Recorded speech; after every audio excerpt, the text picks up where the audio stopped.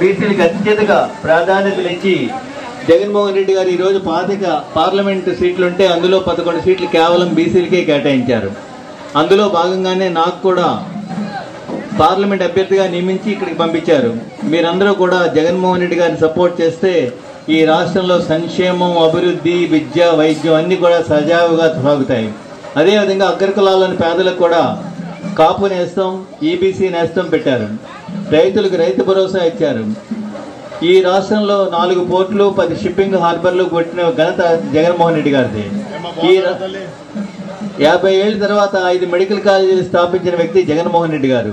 ఆరోగ్యాన్ని ఇంటి వద్దకు తెచ్చింది జగన్మోహన్ రెడ్డి గారు. కార్పొరేట్ వైద్యాన్ని కాళ్ల దగ్గరికి తెచ్చిన వ్యక్తి జగన్మోహన్ రెడ్డి గారు. మన పేదల ముఖ్యమంత్రి జగన్మోహన్ రెడ్డి గారిని మనం కాపాడుకోవాల్సిన బాధ్యత మన మీద ఉంది. జగన్మోహన్ రెడ్డి గారు వస్తే మళ్ళా పెన్షన్, రేషన్ కూడా ఇంటి వద్దకే వస్తాయి. ఈ దుర్మార్గులైన చంద్రబాబు నాయుడు ఈ పెన్షన్, రేషన్ ఇంటికి ఇవ్వకుండా చేశాడు. సో మళ్ళీ ఒక్క నెల మీరు భరిస్తే జూన్ నెల నుంచి మళ్ళీ ఇంటి వద్దకే పెన్షన్, రేషన్ వస్తాయి.